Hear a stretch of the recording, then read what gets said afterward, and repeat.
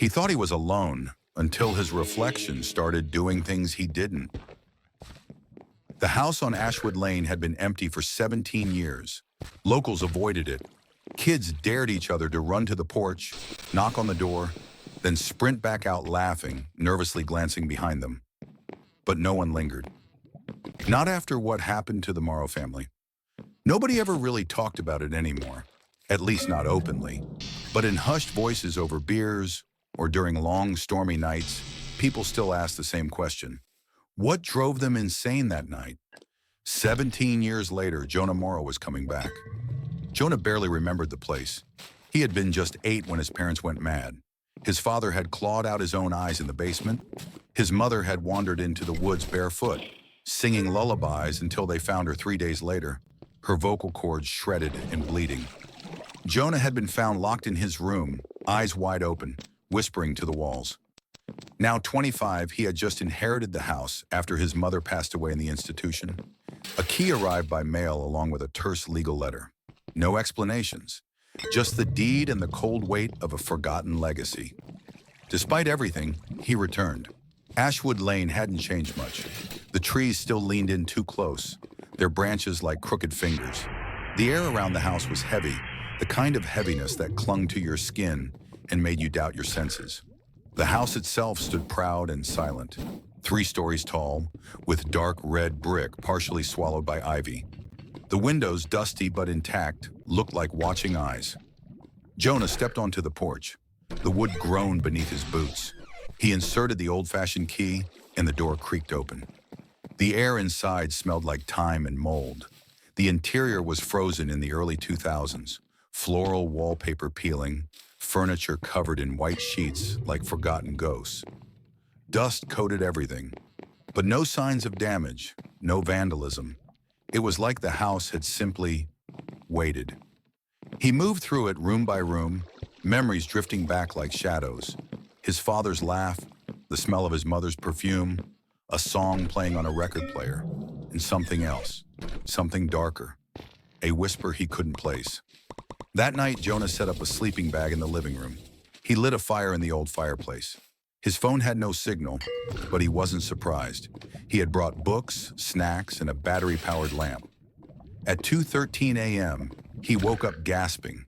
He didn't know why. No nightmares, no sounds, just a sudden pressure in his chest. He sat up, sweat slicked to his back. The house was quiet, then footsteps upstairs. Heavy, deliberate. Jonah froze. He reached for the flashlight and clicked it on, the beam trembling in his hand. The footsteps stopped. He waited, breath held. Nothing. He moved up the stairs slowly, each creak echoing like a gunshot. The hallway was pitch black. As he stepped forward, the temperature dropped. His breath fogged. Then he saw it, a shadow, not cast by something, but something in itself. At the end of the hallway, just standing there, tall, human-shaped, still. He raised the flashlight. Nothing there, but the floorboards were wet. Fresh footprints led into the wall, not toward a room, into the wall. He didn't sleep again. The next morning, Jonah called the lawyer who had sent the key. There was no answer. He walked into town and asked around. Most people ignored him, until one old man at the diner offered a name. Talk to Carla Green. She was the babysitter back then. She's the only one who might tell you something real. Jonah found Carla working in a small thrift store. Her eyes widened the moment she saw him. "You shouldn't be here," she said, backing away. "You were just a boy. You don't remember it. You don't want to."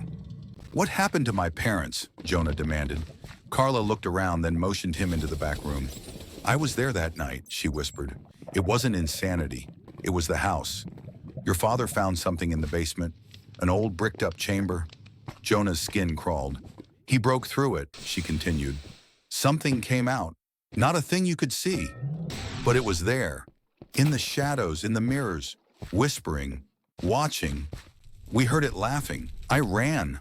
I left you in there." Tears welled in her eyes. "I was a coward." Jonah didn't know what to say. "What happened to the chamber?" "They sealed it again, cemented it up. Then your family fell apart." She looked at him, desperate. "Burn that place down, please. Don't go back. But he did. That night, he had to know. In the basement, he found it. Part of the wall newer than the rest. He smashed it open with a sledgehammer he found in the shed. Behind it, a narrow stone passage descending into the earth. Air poured out like a rotting exhale. He went down, light flickering. At the bottom was a room, empty, except for a mirror. Old, ornate, framed in bone. Jonah stepped toward it and saw himself, but not quite himself. The reflection smiled. He didn't. Then it raised its hand and pointed behind him. Jonah spun around. Nothing, just the dark stone walls of the hidden chamber, silent and cold. But when he turned back to the mirror, his reflection was gone. Now it was just black glass. A second later, the mirror cracked. Thin, spidery fractures spread outward from the center, like veins. Then the temperature dropped again, violently. Jonah's breath turned to mist. The light flickered and died. He heard something breathing in the dark. He scrambled back up the steps, flashlight clutched in shaking hands. As he emerged into the basement, he turned to seal the hidden chamber again. But it was gone. No passage, no mirror, just smooth brick wall.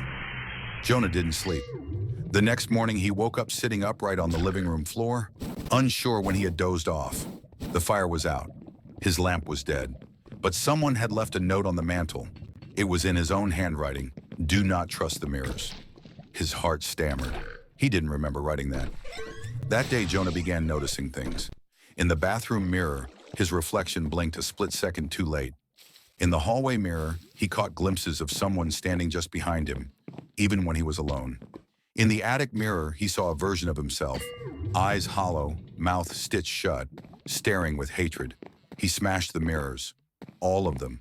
But that night when he returned from town with supplies, the mirrors were back. Not repaired, replaced, identical, untouched. Then came the dreams. He dreamt of the house before it was built, just soil and stone and something buried beneath. He saw people in robes chanting in forgotten tongues, a screaming child being lowered into a pit, the ground drinking blood. He woke each night to whispers, always the same voice from somewhere inside the walls. Let me in. Jonah tried to leave. He packed his things, got into his car, turned the key. The engine started, but the road kept looping. He drove for 20 minutes and ended up back at the house. Again and again, no matter which direction. By sunset, he stood on the porch, keys in hand, shaking. You're not trapped here, a voice said behind him. Jonah turned. A man stood by the trees, thin, pale, wearing a 1920s-style suit. He looked like he belonged in a black and white photo. I used to live here too, the man said, smiling. Before you were born, before any of us. The house remembers everyone. We never leave, not really. Jonah took a step back. Who are you? The man tilted his head. What matters is who you'll become. The house changes us. It breaks us, then rebuilds us. But only if we let it in. What is it? The man's smile widened. The thing behind the mirror. Jonah ran back inside. That night, he boarded up every mirror again and slept with a kitchen knife under his pillow. He dreamt of himself, standing outside the house, watching himself sleep through the window. Except, it wasn't a dream. When he woke up, there were muddy footprints around his bed. Then came the messages, written on walls, steamed into mirrors, carved into wood. Let me in. I'm almost you. We were never alone. One morning, he woke up to find the name Jonah scratched into his own arm. No blood, just raw skin, like it had been done slowly while he slept. But he hadn't woken. He called Carla again. She agreed to come. She arrived with salt, iron nails, and a Bible older than both of them. This house isn't haunted, she whispered. It's a door, and it only needs one thing to open. What? Carla looked him in the eyes. Consent. Jonah's blood chilled. Don't speak to it. Don't listen. If it gets into your mind, it'll wear you like a mask. She walked through the house, sprinkling salt, hammering iron nails into corners. She seemed to know what she was doing until she reached the basement. There she stopped. The wall with the hidden chamber had changed again. Now it was a door. Wooden. Carved. And it was open. Carla gasped. "No," she said. "Number." That door was sealed. It shouldn't open unless... Jonah turned to her. Her eyes widened. "You let it in," she whispered. Jonah blinked, then smiled. Carla staggered backward, heart thudding. "No," she whispered. "This isn't you. This can't be you." Jonah stood there smiling, but it wasn't right. His eyes were too still. His posture, wrong, too straight, too confident. Not like the anxious young man who'd stumbled into town a few days ago. She raised the Bible. "In the name of God, I..." Jonah stepped forward, calm. Carla froze. His shadow moved differently than he did. As he raised his hand, his shadow reached toward her. She screamed and hurled the Bible. Jonah flinched. The book struck his chest, and he staggered back, gasping. In that moment, the smile broke. The mask slipped. Real Jonah clawed his way back to the surface. "Carla, help me." Then his eyes rolled back. He collapsed. They dragged him upstairs. He woke an hour later, drenched in sweat, eyes wild. "It's inside," he gasped. "It waits in the mirrors, but now it's in me." Carla forced salt water down his throat. He gagged, then coughed up a black, tar-like fluid. It sizzled when it hit the floor. She looked at him grimly. "We're past protection. It wants out, and it's using you to escape." That night, Jonah dreamed of the mirror again. But this time, he wasn't in front of it. He was inside. And the version of him outside the mirror was living his life, eating, walking, laughing. Jonah screamed, pounded the glass. No sound came out. Then the reflection turned to look at him and whispered, "You had your chance." He woke with a gasp. The mirror across the room was broken, but his reflection was still there, smiling. Over the next few days, things worsened. Jonah began losing time, waking up in rooms he didn't remember entering, finding Polaroids of himself sleeping, blood under his fingernails. Carla tried to perform a cleansing ritual, but the house fought back. Doors slammed, lights exploded. The mirrors vibrated with a high-pitched whine that drove them to their knees. When it was over, Carla's nose was bleeding, and Jonah had carved the word obey into the wall with a knife he didn't remember picking up. "I think it's splitting me," he said in horror. "There's another version of me, getting stronger." Carla shook her head. "It's not a version. It's what's left of everyone who's ever lived here. It wears your face to make you trust it, but it's never human." That night, Carla disappeared. Jonah found a trail of her blood leading into the mirror in the attic. No body, just a note. "She sees too much. Your turn." Jonah snapped. He doused the house in gasoline. He lit the match, but the flame fizzled in the air, as if swallowed. He tried again, and again. The fire wouldn't catch. In the mirror, he saw himself laughing. "I told you," the reflection whispered, voice rippling through the walls. "This is my house now." Then the walls began to bleed. Jonah ran. He found himself in the basement again. The mirror chamber door was wide open, and inside stood every mirror he had ever broken, reassembled into a single massive wall of reflections. Each one showed a different version of himself, some screaming, some laughing, some crying, some gone. He stepped forward. One reflection moved when he didn't. It reached out of the mirror and pulled. He fell, back into the chamber, alone, surrounded by whispers. The house spoke now, fully awake. "You are mine. You came back. You let me in." Then, silence. The mirror shattered. He woke in a hospital bed. White walls, clean sheets, monitors beeping. A nurse entered, smiled. "Welcome back, Jonah. You gave us quite the scare. You've been missing for a week." "A week?" he rasped. She nodded. "They found you in the woods, delirious, ranting about mirrors." He sat up slowly. Relief. Safety. He exhaled, then noticed something. The mirror in the hospital bathroom was covered. He walked to it, heart pounding, pulled the cloth away, and stared. The reflection didn't move. It just smiled, then whispered, "You're out." "I'm in." Jonah stumbled backward from the hospital mirror, breath catching in his throat. The reflection smiled wider. then blinked first. He called for the nurse. When she entered, the mirror showed her too, but the reflection of Jonah still stood there, grinning, even after Jonah stepped away. She didn't notice. "Everything all right?" she asked. He pointed to the mirror. That's not me in there." She glanced at it. "You're just stressed," she said kindly. "You've had a long week," and left.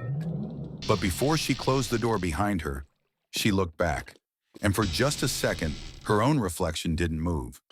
Jonah demanded to speak to someone, anyone.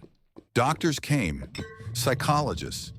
They nodded sympathetically, made notes, prescribed medications. But every mirror he passed showed the same thing, not his reflection. Something wearing his face, watching, waiting. It mimicked his movements now, but deliberately, like it was humoring him, like it was practicing. Jonah covered every mirror he could find, but in dreams they still came. 2 weeks later, Jonah was released. No one could explain how he ended up in the woods. Carla was still missing. The house was listed as condemned, and curiously, no official records remained about its original construction. No blueprints, no deed history. It was like the house had always been there, and never had. Jonah returned to the city, tried to rebuild a normal life. New apartment, no mirrors. He taped over his phone's front camera, avoided glass buildings, refused to turn on the TV when it was off, afraid it might reflect. But the reflection found other ways. Shiny doorknobs, windows at night, the back of a spoon, always smiling. One night he found an envelope slipped under his door. No return address. Inside, a photo, old, sepia-toned, from the early 1900s, a family standing in front of a house, his house, and in the upstairs window, barely visible, stood a figure watching. It was him, his exact face. He flipped the photo over, scrawled in pencil. "We all come home eventually." Jonah broke. He drove back to Ashwood Lane. The house was supposed to be boarded up, but the front door was open. Lights were on. Music was playing, soft, crackling from a record player. The same tune he remembered from childhood. He stepped inside. Everything was restored, clean, bright, warm, just like it was before. His mother was in the kitchen humming. His father sat in the living room sipping tea. They turned and smiled. "Welcome back, sweetheart," his mother said. Jonah shook. "You're not real." They laughed gently. "Of course we are," said his father. "This is your home." He backed away, but he felt it then. The ground shift, the air tighten, a presence behind him.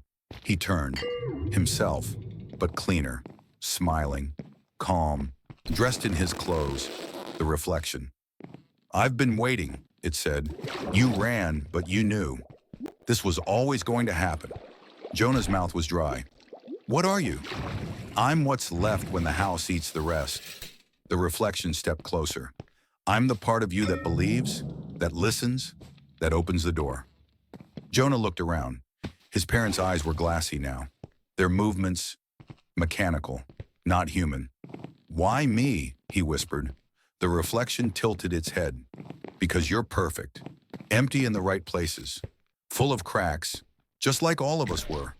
The house doesn't trap people, it calls them." Then the reflection held out its hand. Jonah's body moved on its own, against his will. He touched the mirror, and everything inverted. Now Jonah watches, from behind the glass, trapped. And the thing that wears his face walks the world, smiling, living, spreading. Because the house is never satisfied with just one. And in every dark corner of every mirror, someone else is starting to see their reflection smile back.